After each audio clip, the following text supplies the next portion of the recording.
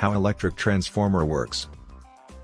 When a fluctuating electric current flows through a wire, it forms a magnetic field or magnetic flux all around it, which is the basis for a transformer operation.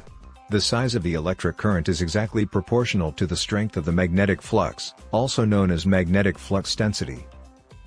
As a result, the magnetic field becomes stronger as the current increases.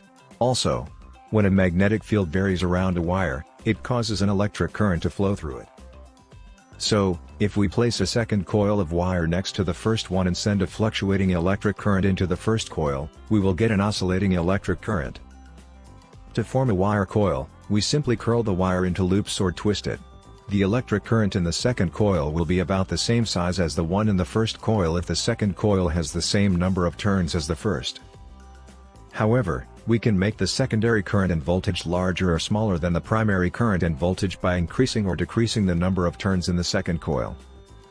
One thing to keep in mind is that this approach only works if the electric current fluctuates in some way.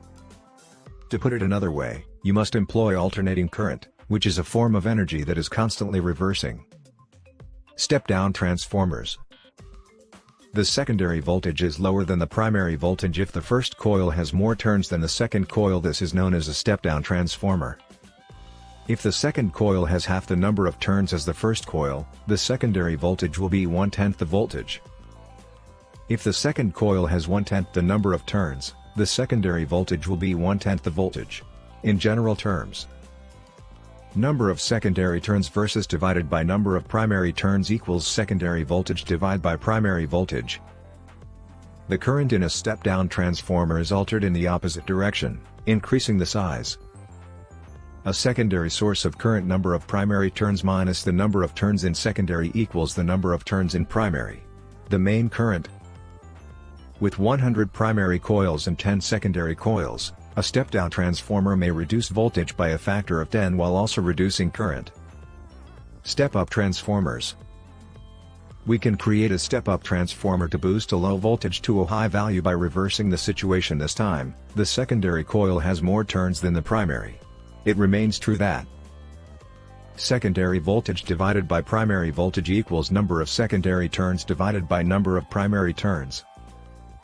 Current from a secondary source number of turns in primary minus number of turns in secondary equals primary current. In a step-up transformer, the secondary has more turns than the primary, resulting in a higher secondary voltage and lower secondary current.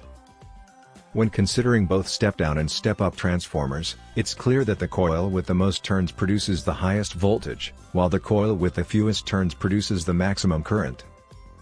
Please like and subscribe to this channel. Thank you.